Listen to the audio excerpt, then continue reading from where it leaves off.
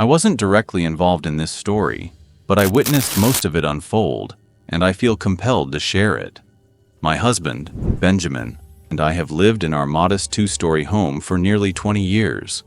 All of our children have grown and moved out to start their own lives, and I couldn't be prouder.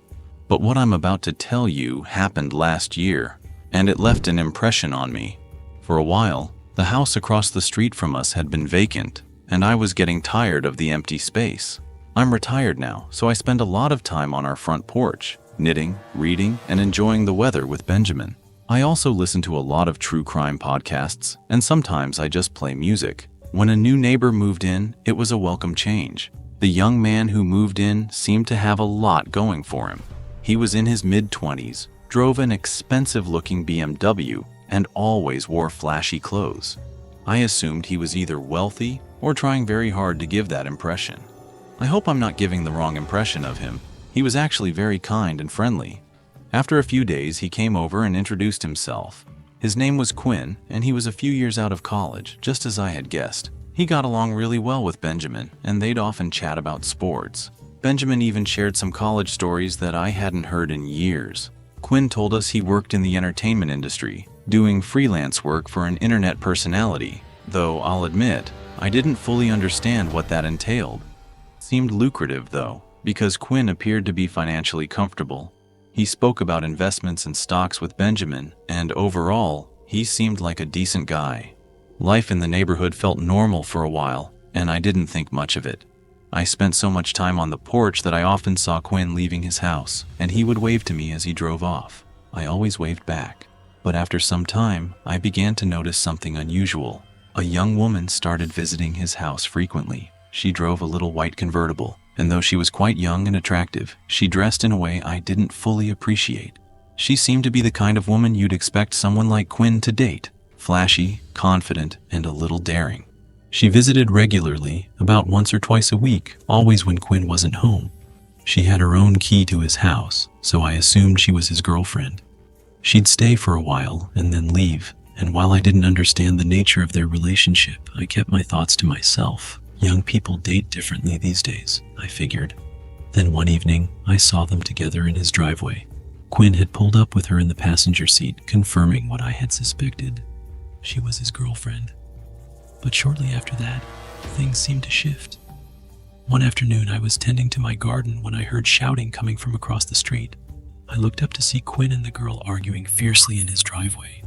Though I couldn't hear the words, it was clear they were upset. She was gesturing wildly, practically spitting her words at him, and at one point, it looked like she might strike him. Eventually, she stormed off, got in her car, and sped away, slamming the door behind her. Quinn seemed unfazed by the argument and just went back inside. I thought it was just a lover's spat, something that happens in every relationship. It wasn't my place to get involved, so I didn't think much more of it. But then, the girl's car started showing up at his house again, even when Quinn wasn't there. Not just once or twice, but multiple times. I mentioned it to Benjamin, but he told me it wasn't my concern. I agreed, but I couldn't shake the feeling that something wasn't quite right. Then came the night everything changed. Benjamin and I were asleep when we were suddenly jolted awake by the sound of sirens blaring outside. We rushed to the window, joining a few of the other neighbors who had also come out to see what was happening. Quinn's house was surrounded by police cars and an ambulance. We watched as officers led the girl, who was now in handcuffs, out of the house. She didn't struggle or scream. She just stared ahead with a blank expression. Then we saw Quinn being wheeled out on a stretcher. He was covered in blood. I gasped at the sight.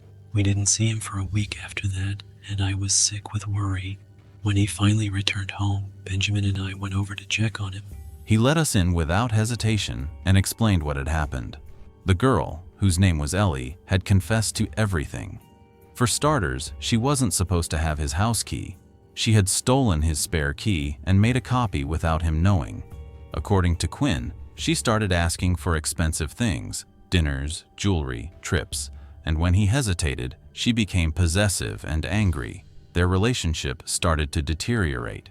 Every time she showed up unannounced, Quinn hadn't realized she had access to his location through his phone. She had gone through all of his belongings, but worst of all, she had planted hidden cameras in his room. Whenever she visited his house while he wasn't there, she would replace the batteries in the cameras and make sure they were still working. The argument I had overheard in the driveway was Quinn's attempt to break up with her. She refused to accept it, and after some back and forth, Quinn reluctantly agreed to go on a break. But Ellie had seen everything through the hidden cameras, and the next night, she showed up at his house with a knife.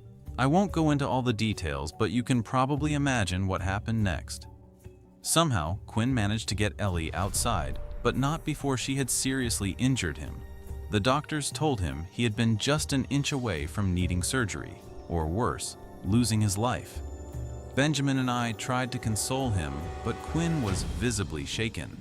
The last thing he said to us before we left was that he had learned a valuable lesson about flaunting his money, especially around women like Ellie. He told us he didn't feel safe in the house anymore, and that Ellie had plenty of friends just like her. Fearing they might know where he lived, he decided to move out soon after. We never saw Quinn again after that. I pray he's doing okay though. No one should ever have to go through something like that, especially not someone so young. The entire ordeal was a sobering reminder that things aren't always what they seem on the surface.